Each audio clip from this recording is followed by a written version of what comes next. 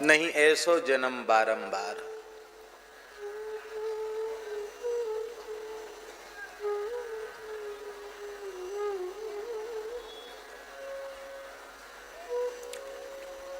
जितना हम पहन नहीं सकते उससे ज्यादा भगवान वस्त्र दे रहे हैं, जितना खा नहीं सकते उससे ज्यादा अन्न दे रहे हैं। सारे व्यवहार का संपादन भगवान अपनी कृपा करुणा से कर रहे हैं। फिर क्या बाधा है भजन में? जो कुछ मिला है उसके लायक भी थे क्या?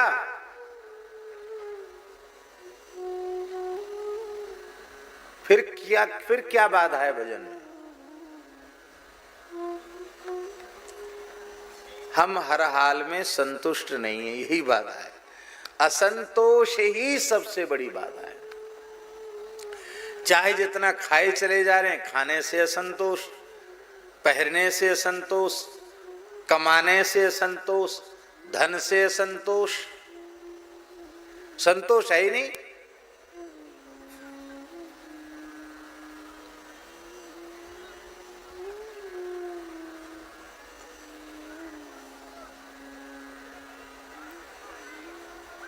हमारे पूज्य गुरुदेव श्री भक्तमाली जी ने एक बार कहा था, कई बार उनके मुंह से बात निकली, लेकिन एक बार उन्होंने विशेष प्रसंग में कहा था, पंडित जी, असंतोष और असुविधा जैसे शब्द हमारे शब्दकोश में नहीं है, निजी शब्दकोश में नहीं। असंतोष और असुविधा, असुविधा का अनुभव भी असंतोष के कारण होता है।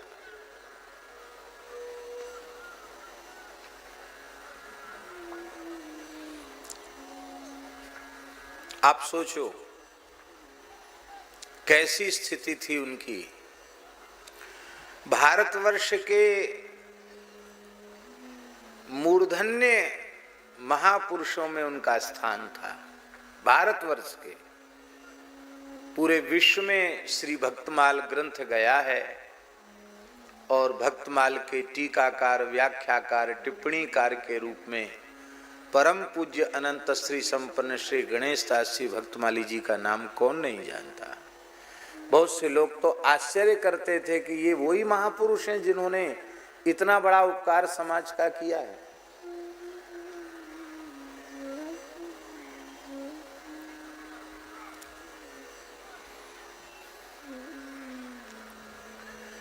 प्रक्रिया ग्रंथ से लेकर महाभाष्य पर्यंत बिना ग्रंथ देखे पढ़ा देने वाले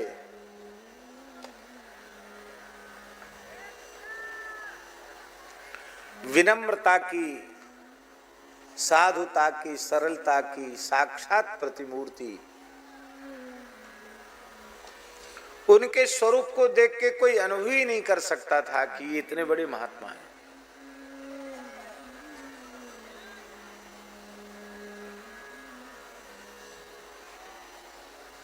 तो हम लोग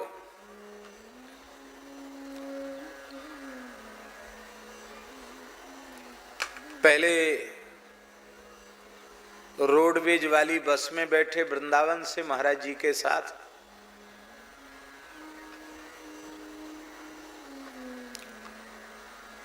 जो वृंदावन उदयपुर जो बस चलती थी उसमें यमुना जी का जल जाता था पहले मथुरा से वहां, उसमें अब नहीं जाता है। यमुना जी का जल बहुत दूषित हो गया, तब से बंद हो गया। तो उस सवेरे 6 बजे निकलती थी, हम लोग 6 बजे उसमें बैठे, ठंडी का समय था और जयपुर पहुंचे। जयपुर से फिर हरमाड़ा एक जगह है वहां गए, वहां से एक दूसरी बस पकड़ी, उस बस से जहाँ पहुँचना था वहाँ गए, वहाँ से फिर महाराज ने सामान लिया, पैदल चले। पैदल चल करके लगभग 1-2-3 किलोमीटर पैदल चलना पड़ा होगा। कोई व्यक्ति अगवानी करने लेने आया हो सो नहीं। और सवेरे 6 बजे चले चले शाम हो गई महाराज वहाँ। हम तो बालक ही थे, हमारा मुंह थोड़ा सूख गया क्योंकि थोड़े से चना महाराज जी ने भुने हुए दिए थे बस, और कुछ नहीं। इतने से चना सब थे, 4-5 मूर्ति थे। बोले जायके का जायका, फायदे का फायदा। इतना इतना चना दे दिया पुड़िया में और अग्नि दीपक चूर्ण दे दिया। बोले इससे थोड़ा मुंह का स्वाद बदल जाएगा और बस पानी पी लो। पानी भी अपने साथ रहता था, बाहर का पानी लेते नहीं थे। तो 2-3 जगह वाहन बदला और परेशान तो थे। महाराज जी बोले पंडित जी मुंह क्यों सुखा रहे हो, तुमको अपना थैला लेके तो चल सकते हो कि नहीं। ज़्यादा सामान भी नहीं रहता था। तो हमने कहा महाराज जी हम तो बहुत थक गए। तो महाराज जी ने हमारा थैला भी अपने कंधे पर लिया। बोले खाली हाथ तो चल सकते हो कि नहीं। खींच के थैला अपने कंधे पर लिया, चले। वहां पहुंचे। अब दिन भर के तो खाए पिए नहीं, ये सोच लो आप। और वहां पहुंचे तो वहां लाइट, बिजली तो थी नहीं। जंगल में एक खेत पे कार्यक्रम था, एक महात्मा ने बुलाया था। एक राजस्थान में पत्थर के भाटा जोड़ जोड़ के मकान बना देते हैं, उसमें पलस्तर नहीं था, खिड़की दरवाजा जंगला कुछ नहीं था, ऐसी खाली खोखा जैसा तैयार था। दरवाजा था, खिड़की थी, लेकिन उसमें कोई आवरण नहीं था। बाजरे की करब से उसके खिड़की और दरवाजे को ढक दिया गया था। भीतर एक तख्त बिछा था, भेड़ के काले ऊन का कंबल, मोटा वाला जो चुभने वाला होता है, वो एक कंबल। और नीचे उसी की करब बिछी थी बाजरे की, नीचे बालू थी, बाजरे की करब बिछी थी। और बाजे की करब कोई बढ़िया थोड़ी थी चुभने वाली होती, उस पर एक पुराना सा फर्श पड़ा था। वो महात्माओं के पास से अपनी अपनी कमरिया बिछाओ, लेट जाओ। प्रकाश के लिए एक सीसी में मिट्टी का तेल भर के और उसमें वो जल रहा था। वहां की भाषा में लुक्का कहते हैं, लुक्का जल रहा था। महाराज जी ने पहुंचते उसको बंद करवा दिया। बोले अरे राम राम राम। बोले ये मिट्टी के तेल की गंध से देवता सब भग जाएंगे, बज बुझा दो इसको। बुझा दिया बंधेरा। एक घड़ा में पानी भरा रखा था, मिट्टी का घड़ा था। और जो व्यक्ति था उसने कहा महाराज सवेरे नहाओगे तो डीजल इंजन चला देंगे, तो थोड़ा पानी आप भर भी लेना, नहा धो लेना। वो कुआं था, कुआं सूखा था, उसी कुएं में बोरिंग थी, उसी में से डीजल इंजन से पानी निकल जाएगा। थोड़ी देर निकलेगा, बाद में फिर वो बंद हो जाएगा, पानी जमीन में कम है। ठीक महाराज और कोई आवश्यकता? महाराज बोले नहीं नहीं बिल्कुल बिल्कुल ठीक है, कोई किसी चीज की जरूरत नहीं। अब कल देखा जाए, कल से ही कथा शुरू। वो आदमी तो कह के चला गया। महात्मा जी अनुष्ठान कर रहे थे, वो मौन थे, अपनी कुटिया में बंद थे। फूस की झोपड़ी थी उनकी, थोड़ी दूरी पर थी। हमने कहा महाराज जी कहाँ आ गए? वृंदावन से बताओ। सवेरे के चले 6 बजे के, 4 बजे के उठे और ठंड में यहाँ कुछ ठिकाना भी नहीं, कोई व्यवस्था भी नहीं। उन महात्मा के पास भी व्यवस्था नहीं थी, कहाँ आकर बैठे। महाराज जी बोले वाह देखो पंडित जी कितना अच्छे स्थान पर हम लोग आए हैं। जब से लाइट हो गई ना तब से लोगों की आंख खराब होने लगी। भगवान ने कितनी करुणा करी है, 1 सप्ताह तक नेत्रों को विश्राम देने की व्यवस्था की। कोई बिजली की तेज रोशनी आंख पे पड़ेगी नहीं, विश्राम होगा। उनका महाराज जी आप तो विश्राम करेंगे, हम तो पढ़ते हैं, हमारी पढ़ाई कैसे होगी? बोले जिस जमाने में लाइट नहीं थी उस जमाने में पढ़ाई होती नहीं थी क्या? देखो हम बिना पुस्तक के कुछ पूछेंगे तुमसे और तुमको जितना कंठस्थ है उतना बोलते जाना, हम लेटे लेटे भी उसको समझाते चले जाएंगे और इस तरह से पढ़ाई हो जाएगी।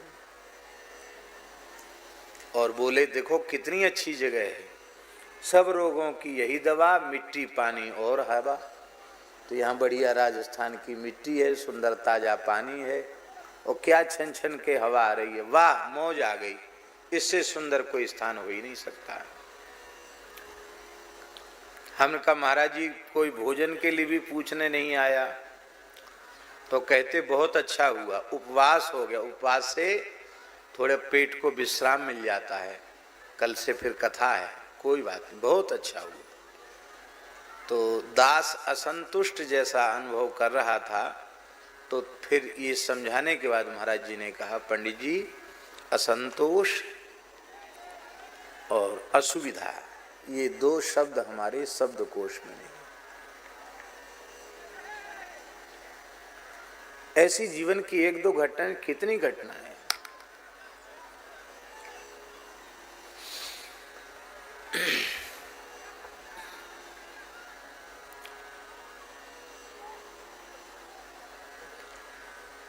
दूसरे के सुख का विचार कितना था।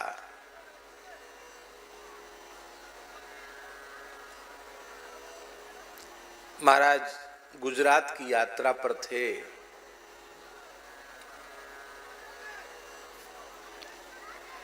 सुरेंद्रनगर ध्रांगध्रा इधर जा रहे थे।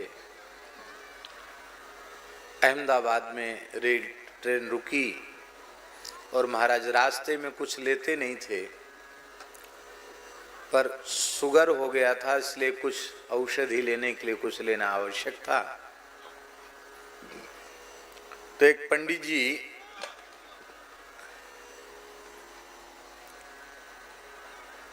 वो सूखी रोटी और पत्ता गोभी का साग बना के ले, उनको बेचारे सीधे थे, उनके मन में आया महाराज जी को शुगर है, वो पूड़ी वगैरह पता नहीं खाएंगे नहीं खाएंगे, ये हल्का रहेगा ठीक रहेगा, वो बना के ले आए। महाराज जी पाली, जो महाराज जी का नियम था पक्का, रास्ते में नहीं लेते, ज़्यादा से ज़्यादा भुना हुआ चना ले लेते थे। तो महाराज जी को लेना नहीं था कुछ भी, पर वो बना के ले आए।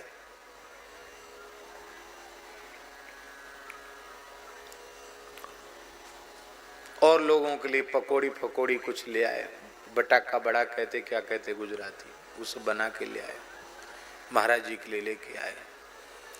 तो जैसे ही मैंने कहा कि महाराज जी ये नहीं खाएंगे, कच्ची चीज तो बिल्कुल नहीं खा सकते हैं रास्ता चलते हुए, ये रोटी और साग नहीं लेंगे, और महाराज जी तो केवल चना ही लेते हैं। ये सुन के वो ब्राह्मण देवता और उनकी गृहिणी दोनों के आंसू झरने लगे, बोले बताओ हमसे इतनी बड़ी भूल हो गई और महाराज जी कुछ ले नहीं सकते। महाराज जी ने उनकी ओर देखा और तुरंत अपने कमंडल से जल लेके हाथ वाथ धो करके प्रेम से पाने लगे।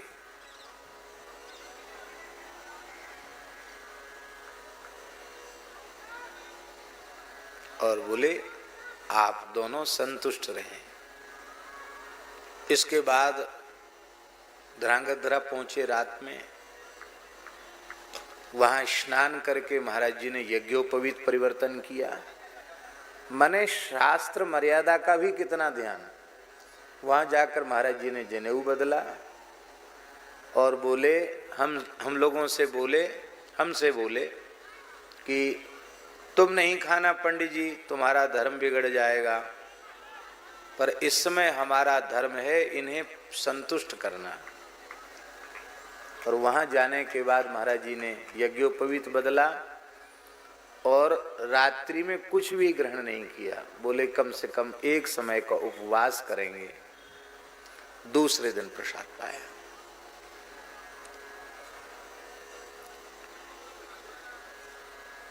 संतोष आ जाए, हर हाल में हम संतुष्ट हैं, तो भगवान के भजन में कोई बाधा नहीं। हमारा असंतोष ही भजन मार्ग में बाधक बन जाता है, हर समय संतोष। और ये संतोष कैसे आवेगा?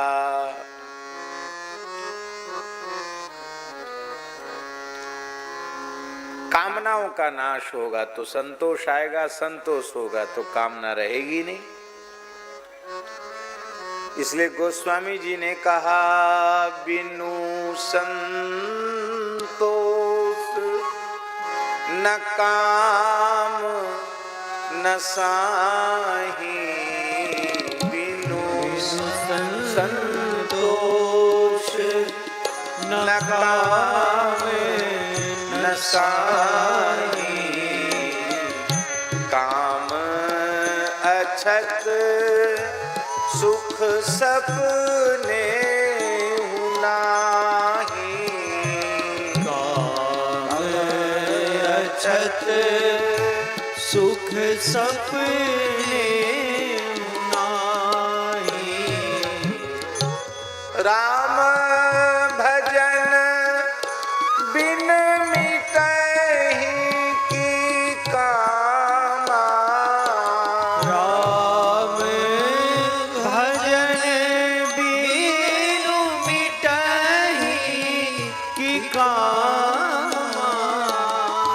थल विहीन तरु कबहू की जामा, थल विहीन तरु कबहू की जामा। राम भजन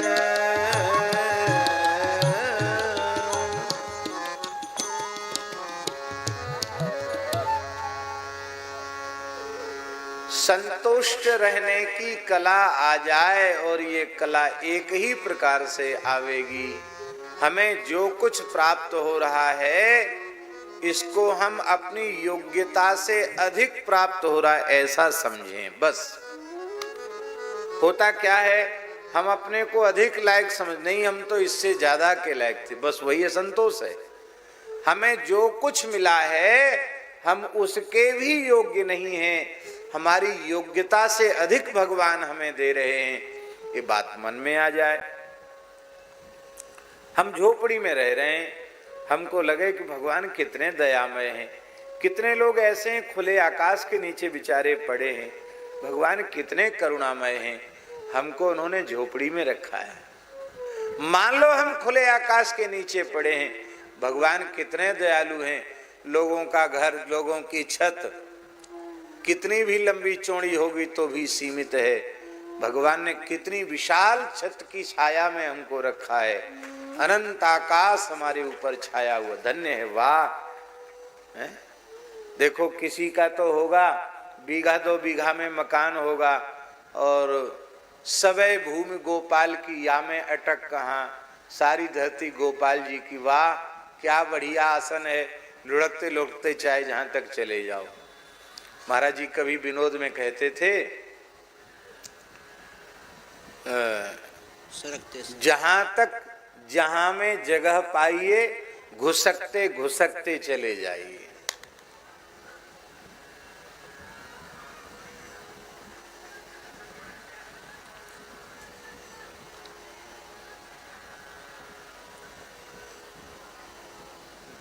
चाहे जैसी स्थिति हो, हम ये समझ लें कि हम इसके लायक भी नहीं थे, और ईमानदारी से हम स्वयं अपने बारे में भी यदि हम कहें, एकदम सच्चाई से कहें, तो अब तक जो कुछ हुआ है या जो हो रहा है या भगवत कृपा से, गुरु कृपा से जो आगे होगा, हम उसके योग्य न पहले थे, न आज हैं, न आगे होने वाले हैं।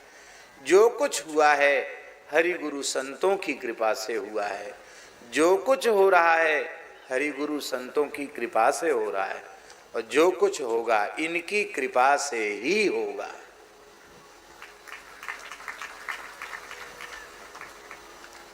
ये बात भीतर से पक्की कर लें तो आनंद आ जाएगा।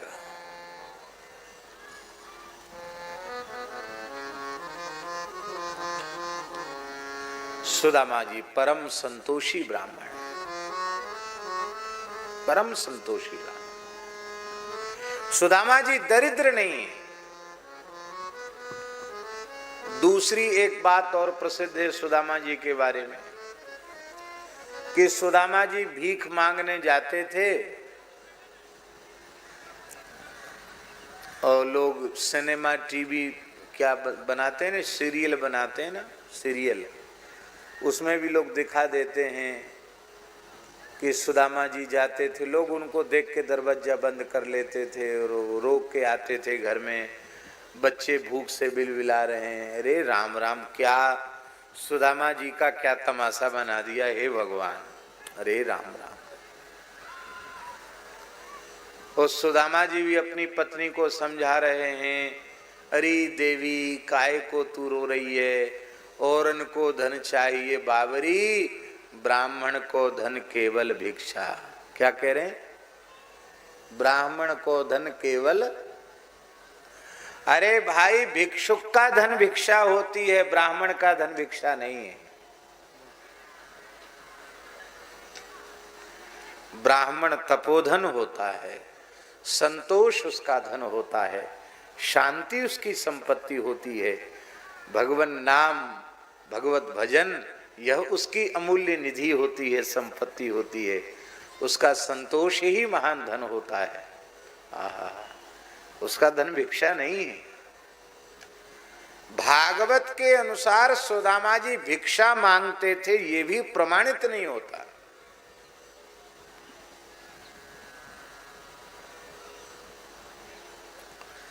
आप लोग कहेंगे आप कहां से बोल रहे हैं? भागवत जी से बोल रहे हैं। दास का एक विचार अपने मन में रहता है कि शास्त्र विरुद्ध बात न बोली जाए।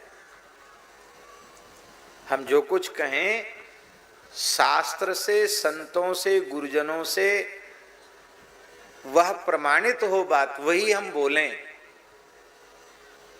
प्रचलित बात न बोलें, कपोल कल्पित बात न बोलें, कहीं पढ़ी नहीं, देखी नहीं, प्रमाण नहीं मिला, कैसे बोलें?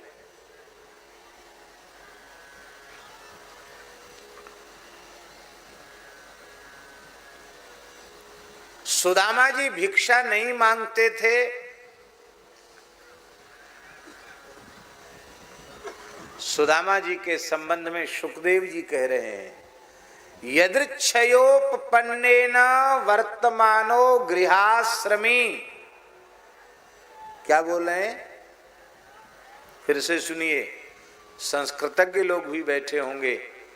यदृच्छयोपपन्नेन वर्तमानो गृहाश्रमी, यदृच्छा वृत्ति से वे अपना निर्वाह करते थे। ये यदृच्छा वृत्ति क्या है? स्पष्ट लिखा है महाराज, स्पष्ट लिखा है, यदृच्छयोपपन्नेन वर्तमानो गृहाश्रमी। यदृच्छा वृत्ति से अपने गृहस्थाश्रम की प्रवृत्ति का निर्वाह करते थे। बोले ये यदृच्छा वृत्ति क्या है? अब सुन लीजिए।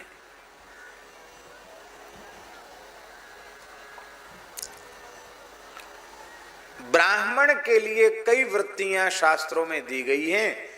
इन वृत्तियों से ब्राह्मण अपनी जीविका का निर्वाह कर सकता है।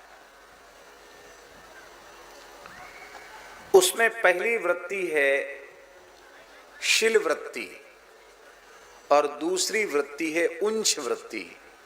हमेशा शिल वृत्ति से निर्वाह संभव नहीं है, इसलिए शिल के अभाव में उंच और उंच के अभाव में शिल, तो दोनों मिलाकर शिलुंच वृत्ति कही जाती है। ये शिलुंच वृत्ति ब्राह्मण के लिए सबसे श्रेष्ठ वृत्ति है। ऐसी वृत्ति से यदि कोई ब्राह्मण अपना निर्वाह करता है तो वह ब्राह्मणोग्निरिवत ज्वलन, जैसे प्रचंड प्रज्वलित अग्नि हो ऐसे प्रज्वलित अग्नि के समान ब्राह्मण होता है।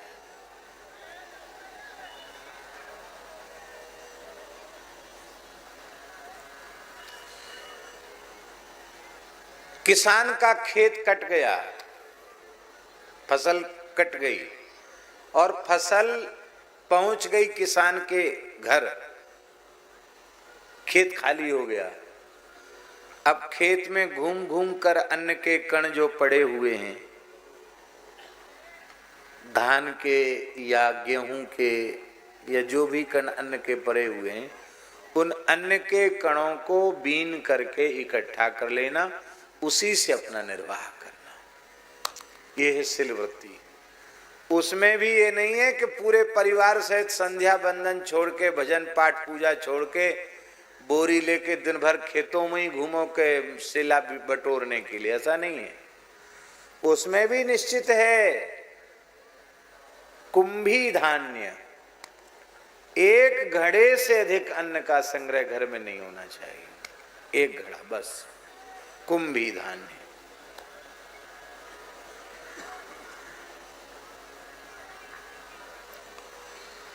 अब हमेशा तो फसल पक के कट के खेत खाली होता नहीं, तो उसके अभाव में उंच वृत्ति, गोदाम से किसान ने अपना अन्न ला करके गल्ला मंडी में, अनाज मंडी में बेचा और वहां थोक या फुटकर गल्ले के व्यापारियों ने ग्राहकों को थोक या फुटकर अन्न बेचा। अब दुकान बंद हो गई, फिर भी अन्न की मंडी में कुछ न कुछ गेहूं के, बाजरे के, चावल के, दाल के कण पड़े रहते हैं। उनको ले आवे, धो करके सुखा ले, उनसे अपना निर्वाह करें, क्योंकि उस सिलोंच वृत्ति के अन्न में किसी भी व्यक्ति की कामना नहीं है।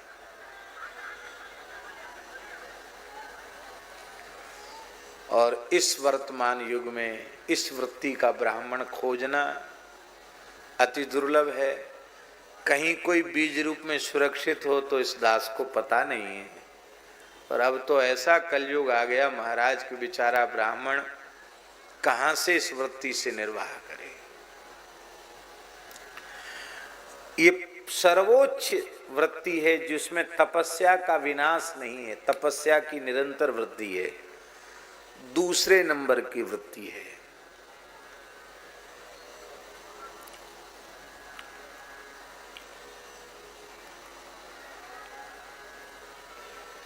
यज्ञादि करा के अपनी जीविका का निर्वाह कर्म के द्वारा, कर्म कांड के द्वारा, पर उसमें भी सावधानी है। अयाज्य याजन से बचते हुए कौन सा व्यक्ति कर्मकांड में बैठने का अधिकारी है, कौन नहीं है, ये विचार पूर्वक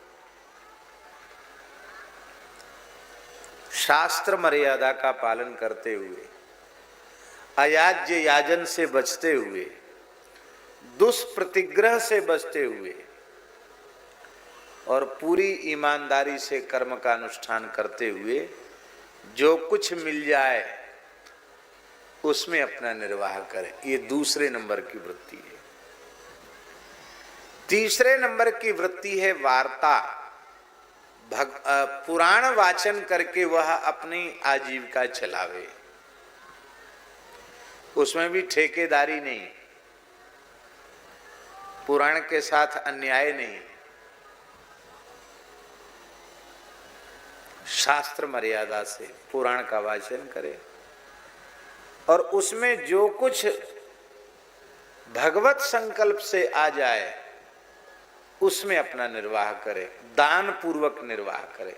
यज्ञ में भी दान पूर्वक निर्वाह है और वार्ता में भी दान पूर्वक निर्वाह है। अब उसके लिए इससे अधम वृत्ति क्या है? बोले जो ब्राह्मण तप से शून्य हो, ज्ञान से शून्य हो और कुछ नहीं जानता बेचारा, तो अपना जनेऊ दिखा के अपने ब्राह्मण जाति बता करके और भिक्षा मांग ले, इसको जघन्य निकृष्ट वृत्ति कहा गया। ब्राह्मण के लिए उत्तम नहीं है। भिक्षा करके खाना ये ब्राह्मण के लिए उत्तम नहीं है।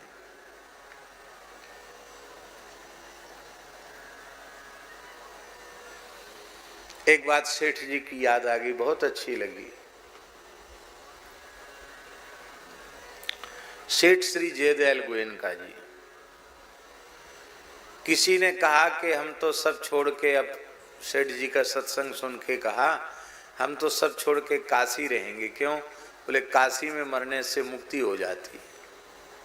तो सेठ जी ने कहा भैया देखो हम लोग बढ़िया हैं और वहाँ मुक्ति का सदावर्त विश्वनाथ भगवान बांटते हैं, तो सदावर्त में बनियों को नहीं खाना चाहिए, उन्हें तो अपने परिश्रम की कमाई खाना चाहिए।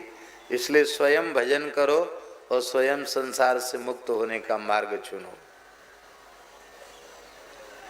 बड़ी अच्छी लगी बात। तो हम लोग बनिया हैं, हम लोगों को तो स्वयं साधन करना चाहिए, पुरुषार्थ करना चाहिए, उससे अपना आगे का मार्ग बनाना चाहिए।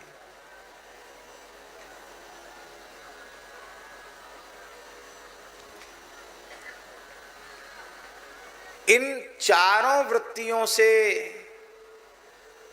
ब्राह्मण निर्वाह कर सकता विशेष परिस्थिति में, किंतु न स्ववृत्त्या कथंचन, ब्राह्मण को श्वान वृत्ति से, ब्राह्मण को, साधु को श्वान वृत्ति से कभी निर्वाह नहीं करना चाहिए। श्वान वृत्ति जानते हैं?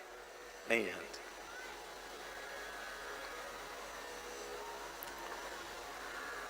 अच्छा है आप लोग कुत्ता नहीं पालते होंगे, न पालना चाहिए, क्यों? कुत्ता पाले सो कुत्ता, कुत्ता मारे सो कुत्ता। कुत्ता पालेगा, कुत्ते में ममता होगी। भरत जी की जैसे इससे महान ऋषि की ममता हो गई हिरन में, तो दूसरे जन्म में हिरन बनना पड़ा। तो कुत्ता पालने वाले कुत्ते योनि में जाएंगे, ये तो पक्का है। और कहीं कुत्ता को मारते हैं, प्रताड़ित करते हैं, तो तुम भी कुत्ता बनोगे तो वो तुमको मारेगा, बदला तो चुकाना पड़ेगा कर्म का। इसलिए न कुत्ता को पालो, न कुत्ता को मारो, गो पालन करो। भारतीय देशी गाय अपने घर में पालो, कुत्ता मत पालो। हमारे उत्तम जी तो कहते हैं, आज क्या उन्होंने चमत्कार दिखाए, नकारात्मक ऊर्जा सकारात्मक ऊर्जा का। उत्तम जी थे यहाँ? नहीं हैं? अच्छा, बड़ा उन्होंने चमत्कार दिखाया हमारा। पीओपी के गणेश जी वो हाथ में ले लिए तो शक्ति कम हो गई, और गौर वाले गणेश जी हाथ में ले लिए तो शक्ति बढ़ गई। देख लो। तो कुत्ता को रखोगे तो नकारात्मक ऊर्जा घर में आएगी, सकारात्मक ऊर्जा नहीं आएगी। कुत्ता मत रखो। किस बात में कह रहे थे हम? श्वान वृत्ति। हाँ, तो कुत्ता पालने वालों को कभी तमाशा देखना। कुत्ते को ब्रेड या कोई चीज ऐसी खाने की दिखाएंगे वो, तो कुत्ता नाचेगा, इधर से उधर से उधर, पूछ हिलाएगा, ऐसे करेगा ऐसे करेगा, माने मालिक की खूब प्रशंसा करता है। फिर वो ऐसे करता है तो कुत्ता ऐसे करता है, फिर और ऊपर हाथ कर लेता है तो कुत्ता ऐसे लेट जाएगा और दोनों हाथ ऐसे पेट पे करेगा, ऐसे ऐसे करेगा। आप कभी देखे ना? हमने आंखों से देखी हुई चीज बता रहे हैं आपको। फिर वो कुत्ते का मालिक देगा तो फिर वहां चूमेगा, वहां चाटेगा। इस तरह से धनी मानी लोगों को देख करके साधुओं का, ब्राह्मणों का, बाबूजी, लाला जी, भगत जी, सेठ जी, बड़ी दया होगी, कुछ दे जाओ, कुछ कर जाओ, ये इस तरह से मांगना, ये श्वान वृत्ति है। प्राण चले जाएं पर श्वान वृत्ति से कभी निर्वाह नहीं करना। श्वान वृत्ति से करने से ठाकुर जी को लज्जित होना पड़ता है। भगवान को लज्जित क्यों करो भाई? अरे भाई, भिखारी का हाथ ऐसा होता है, हमारे पहाड़ी बाबा महाराज कहते थे, भिखारी का हाथ ऐसा और साधु का हाथ ऐसा। कुछ मत चाहो किसी से, आपके प्रारब्ध से अधिक कोई कुछ आपको दे ही नहीं सकता, तो चाहना मूर्खता है। आपके जो प्रारब्ध में है उसे कोई छीन नहीं सकता, तो भी चाहना मूर्खता है। क्यों चाहो?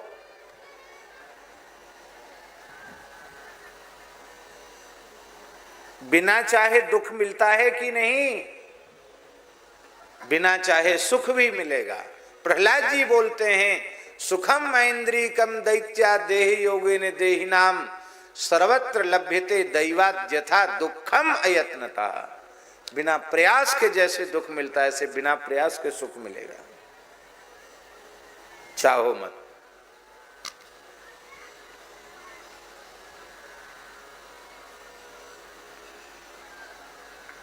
श्री मलुकदास जी का एक पद दास को बड़ा प्रिय है। लालच का मत खोटा सबसे, लालच का मत खोटा, लालच का मत खोटा सबसे, लालच का मत खोटा,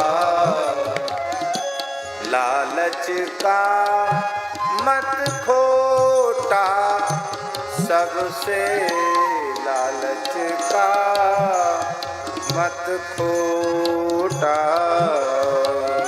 लालच का मत खोटा सबसे, लालच का मत खोटा,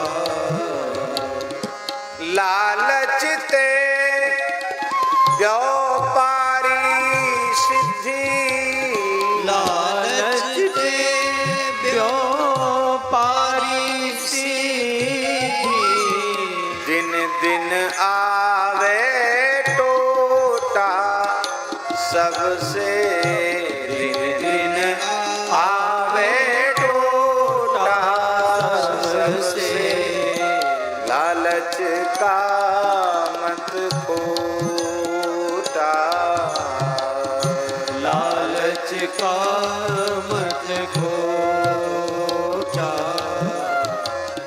हाथ पसारे आंधर जाता, हाथ पसारे आंधर जाता, ज्ञान वैराग्य से शून्य व्यक्ति अंधा है, और जो अंधा है वही हाथ फैलाता है।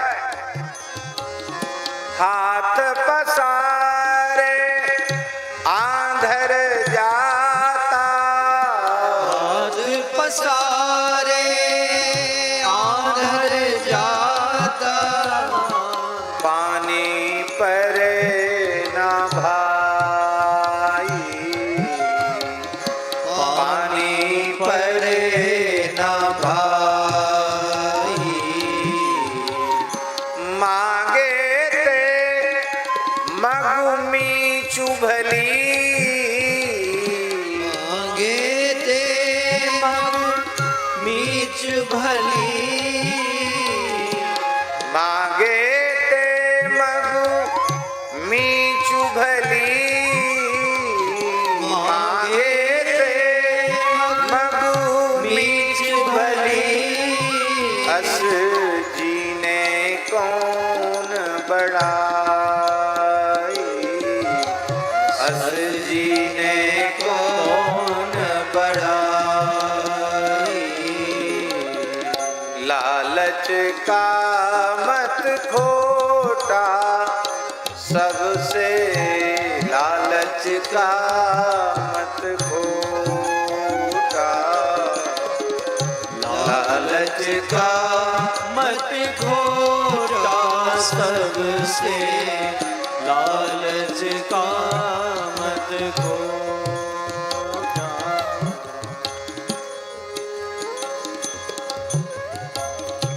भैया ये चाहना मांगना, इससे न गोविंद प्रसन्न होते हैं ना संसार प्रसन्न होता है। अरे एक तो रीझे, जगत रीझे या जगदीश रीझे, पर जगदीश भी नहीं रीझते मांगने वाले से, और जगत तो रीझता ही नहीं। आपका चाहे जितना घनिष्ठ मित्र हो, आप उससे मांगना शुरू कर दीजिए, एक बार दो बार तो देगा।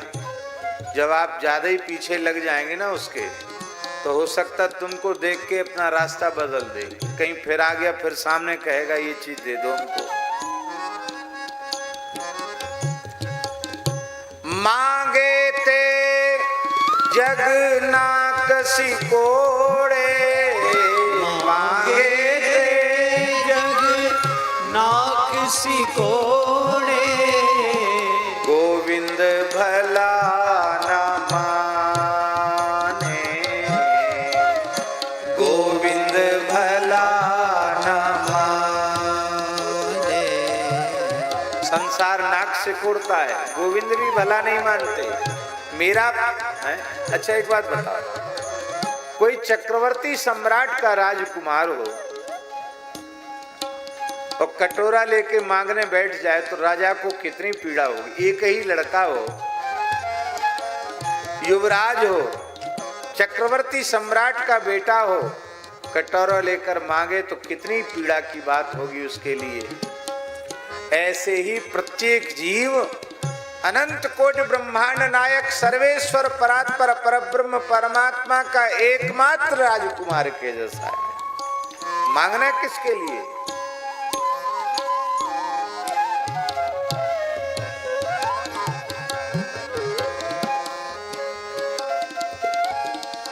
भगवान का पुत्र है, अमृतस्य पुत्रः।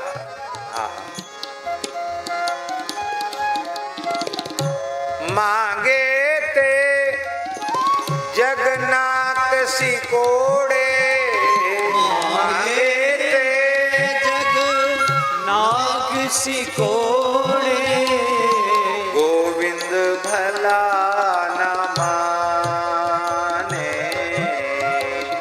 गोविंद भला न माने।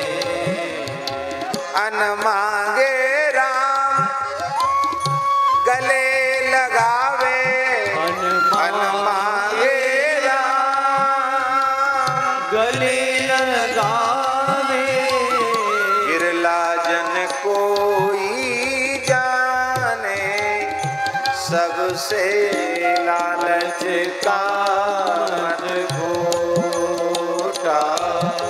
विरला जन कोई जाने, सबसे लालच का मत खो।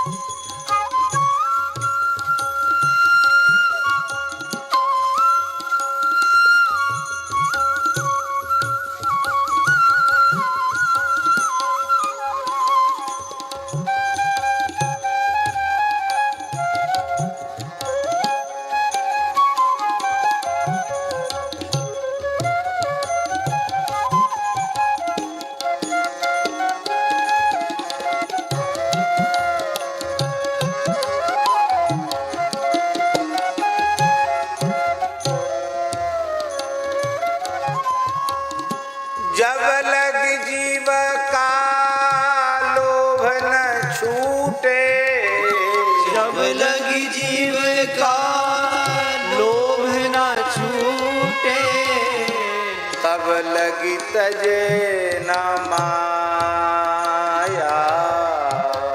तब लगी तजे न माया। घर घर द्वार फिरे माया के, घर घर द्वार फिरे माया के, पूरा गुरु नहीं पाया, सबसे पूरा गुरु नहीं पाया, सबसे लालच का मत खोटा,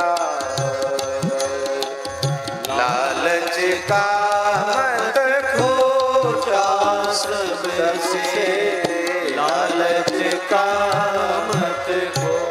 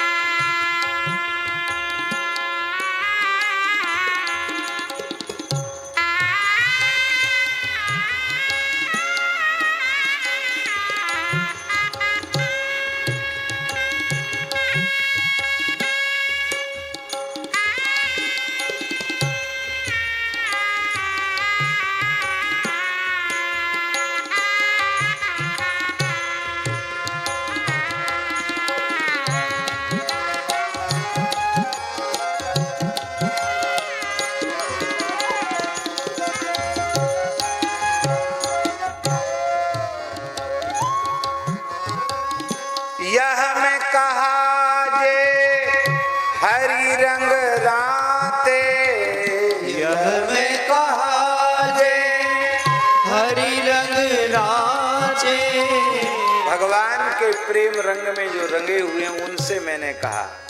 यहाँ महाराज जी एक बात ध्यान देने की, ब्राह्मण क्षत्रिय वैश्य शूद्र से नहीं कहा, ब्रह्मचारी गृहस्थी वानप्रस्थी सन्यासी से नहीं कहा, न किसी वर्ण से लेना है न किसी आश्रम से लेना है।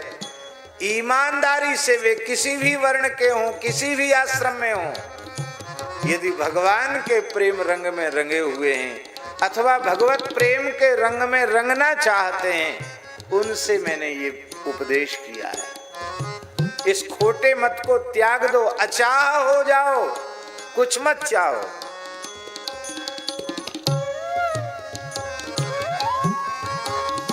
यह मैं कहा जे हरि रंग राते, यह मैं कहा जे हरि रंग राचे। संसारी को नाही, संसारी को नाही। विषयी जीवों के लिए ये बात नहीं है। क्यों? संसारी तो लालच बांधा, संसारी तो लालच बांधा। देश देशांतर जाहि सबसे, देश देशांतर जाहि सबसे। लालच का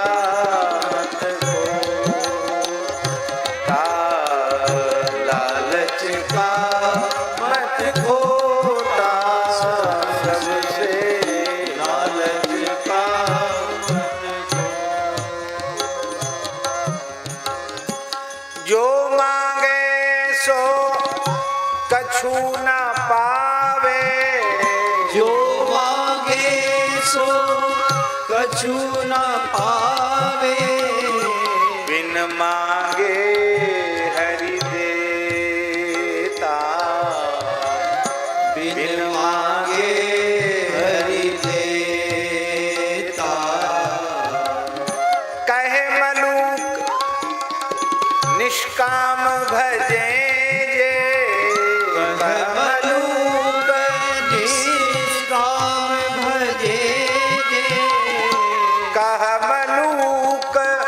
निष्काम भजे जे, मलूक निष्काम भजे जे।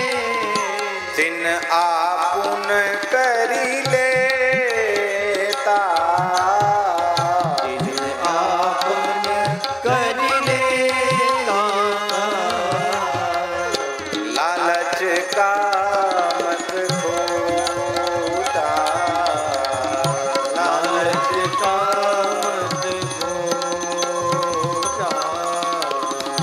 लालच का मत खोटा सबसे, लालच का मत खोटा सबसे। लालच का मत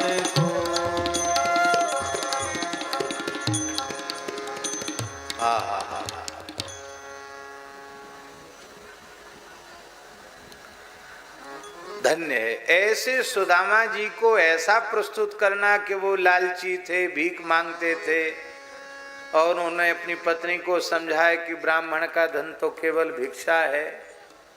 ये सुदामा जी के चरित्र के साथ खिलवाड़ है। इन भ्रांतियों को निकालना चाहिए। एक और सुदामा जी के संबंध में बात प्रसिद्ध है कि सुदामा जी भगवान के हिस्से के चने खा गए थे। खूब प्रसिद्ध कहानी है। लोग कहते हैं भगवान के हिस्से के चने खा गए थे। गुरु माता ने चना दिए थे, जंगल में लकड़ी लेने गए थे, खूब जोर का पानी बरसा, बाढ़ आ गई, पेड़ पर चढ़ गए, ठंडी का समय था, सुदामा जी को भूख लगी, तो भगवान को बिना बताए कृष्ण बलराम को चना खाने लग गए। उन्होंने कहा तुम्हारे दांत क्यों बज रहे हैं? बोले कड़ाके की सर्दी पड़ रही है, दांत कटकटा रहे हैं। बाद में ठाकुर जी ने करे तुम्हारा हिस्से का चना कहाँ है? बोले वो तो हमको भूख लगी थी, खा लिया, और तुम्हारे पूछने पर हम झूठ बोल गए। भगवान ने करे सुदामा मित्र तुमने क्या किया? दूसरे का हिस्सा खाने वाला दरिद्र होता, जा मैं तुझे शाप दूं, तू घोर दरिद्री है, जा। ऐसा नाटक में भी दिखाते हैं और लोगों में बहुत प्रसिद्धि भी है कि भगवान के हिस्से के चने खा गए थे, इसलिए सुदामा जी दरिद्र हो गए। अच्छा, ईमानदारी से बताना, पूरी सृष्टि में अनंतानंत ब्रह्मांडों में सब भगवान का ही खा रहे हैं कि किसी दूसरे का खा रहे हैं? बोलो।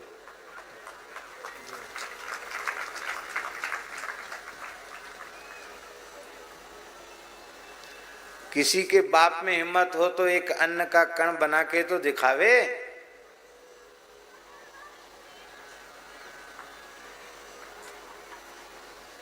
ये सामने पदम जी बैठे हैं। किस सन में गए थे हम लोग वो 4 धाम की यात्रा? 2000 में, सन 2000 में। तो वहां जमुनोत्री गए, ये पदम जी हमारे साथ थे। तो जब वहां गए तो वहां हम कुछ यमुनोत्री की महिमा कहने लगे। एक सूट बूटधारी व्यक्ति आए और उन्होंने उठपटांग बोलना शुरू कर दिया। अरे बोले ये सब लोग काय का चमत्कार के यहाँ पानी खोलता है, ये है वो है, यहाँ गंधक है, इसके नीचे गंधक के कारण पानी उबलता है, इसको लोग चमत्कार बताते हैं। ये सूरज कुंड है, सूरज पुत्री जमुना है, इसलिए गर्मी होती है। ये सब बेकार की चीजें हैं। वो खड़ा खड़ा सुन भी रहा था, बाद में उसने ऐसा कहा। तो हमने कहा तुम क्यों आए हो यहाँ, आप क्यों आए हैं यहाँ? बोले हम तो प्रकृति का सौंदर्य देखने आए, सैर सपाटा करने आए। बहुत अच्छी बात है। तो तुम कहते चमत्कार नहीं, ठीक है मत मानो, लेकिन हम तुमसे पूछते हैं गंधक तुम्हारे बाप ने बनाया? और तुम्हारा बाप यहाँ गंधक धरने आया था? आप तो ऐसे बोलते, मुझे कहा ऐसे बोलना पड़ेगा आप जैसे लोगों के लिए। अरे जिसने गंधक बनाया उसने यहाँ गंधक स्थापित किया। अरे कुछ तो मानो, इतनी विलक्षण प्रकृति जहाँ इतनी भयंकर ठंड है, बर्फ ही बर्फ है, और वहाँ इतना पानी खौल रहा है, ये प्रकृति का आश्चर्य। प्रकृति बनाई किसने आश्चर्य में डालने वाली? परमात्मा ने। इतना भी होश नहीं है तुमको?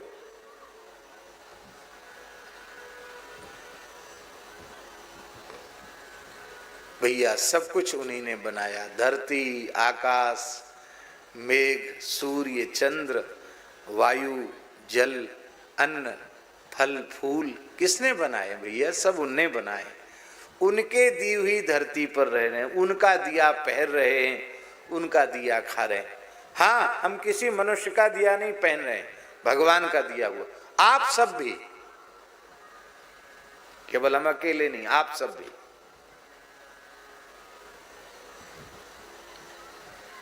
आप लोग कहेंगे हम तो अमुक दुकान से खरीद के लाए। चलो मान लिया हमने दुकान से खरीद के लाए। कपास का बीज किसने बनाया? जिस धरती पर बोया गया वो धरती किसने बनाई? जिस पानी से सींचा गया वो पानी किसने बनाया? जिस किसान ने खेती की उस किसान को किसने बनाया? जिसने उससे धागा तैयार किया उस तंतुवाय को किसने बनाया? हाँ? ये सब कुछ भगवान का है, भगवान का है, भगवान का है, भगवान का मान लो। सब कुछ भगवान का है। कितने घोर नास्तिक भगवान का दिया हुआ खाते पीते भोगते हैं, एक बार भी भगवान को धन्यवाद नहीं देते। उनको तो परमात्मा शाप नहीं देता कि तुम दरिद्र हो जाओ। और एक ब्राह्मण को, अपने सखा को, अपने मित्र को एक मुट्ठी चने के पीछे भगवान श्राप दे देंगे कि तुम दरिद्र हो जाओ, तब उनको दया सागर कौन कहेगा, कृपा सागर कौन कहेगा? फिर उनकी दयालुता में बट्टा लग जाएगा। हमारे ठाकुर जी की दयालुता में बट्टा नहीं लग सकता है, हैं? पूतना जैसी राक्षसी को जो मारने के लिए आई थी, दूध के बदले जिसने जहर पिलाया, उसको तो हमारे ठाकुर ने माता की गति प्रदान कर दी। ऐसा दयालु परमात्मा अपने सखा को, अपने भक्त को, अपने मित्र को केवल एक मुट्ठी चने के पीछे श्राप दे देगा, तुम दरिद्र हो जाओ। हाँ, मान लो कथनचित ये बात है तो इस अंश में कहा जा सकता है, भाई किसी का हिस्सा मत खाओ, किसी का हिस्सा खाओगे तो चुकाना पड़ेगा, दरिद्र होना पड़ेगा। ये तो यहां तक तो ठीक है, लेकिन भगवान के लिए ये बात कह देना कि भगवान ने श्राप दिया, ये बिल्कुल ठीक नहीं है। सुदामा दरिद्र ही नहीं तो दरिद्र होने का श्राप किस बात का?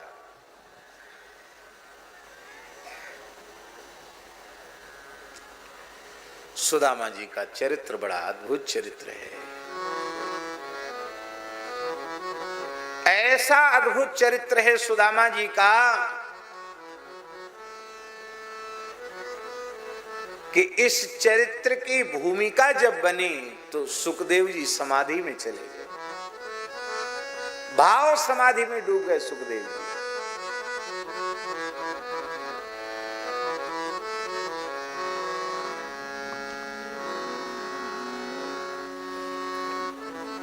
एक और बात कह दें फिर ये बात कहेंगे। एक और भ्रांति सुदामा जी के संबंध में, क्या? बोले सुदामा जी जो चिवड़ा लेके गए थे वो भगवान ने फांक लिया, चूड़ा खा लिया, चूड़ा तो एक मुट्ठी खा लिया, दूसरी मुट्ठी खाने लगे। द्वितीयाम जगधु माददे तावत श्रीर जगृहे हस्तम, रुक्मिणी जी ने हाथ पकड़ लिया, प्रभु एक मुट्ठी में एक लोक की संपत्ति दे दी, दो मुट्ठी में दो लोक की संपत्ति, तीन लोक में, तीसरी मुट्ठी में तीन लोक की संपत्ति दे दोगे तो फिर हम और तुम बेघर हो जाएंगे, रहेंगे कहाँ?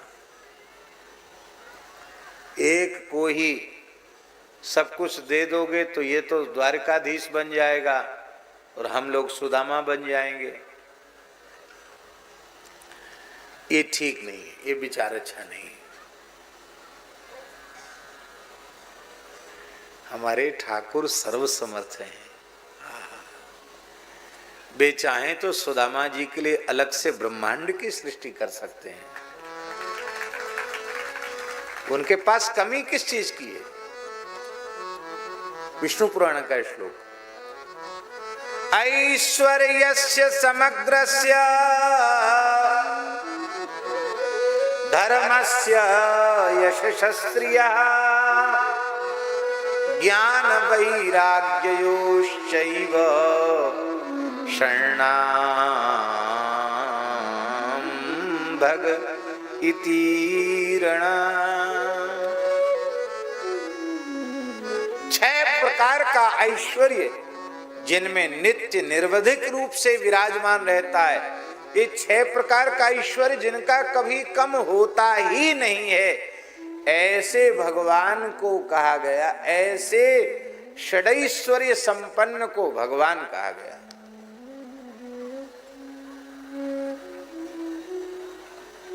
समग्र ऐश्वर्य भगवान में है। ऐसा नहीं आरोप लगाना चाहिए कि भगवान दे देंगे सब खा जाएंगे तो भगवान फिर भगवान नहीं रह जाएंगे, वो श्रीहीन हो जाएंगे, ऐसा नहीं। हम लोगों की स्थिति क्या है? हम लोगों की स्थिति हरस विषाद ज्ञान अज्ञान जीव धर्म अहमिति अभिमानु, ये हम लोगों की स्थिति। और भगवान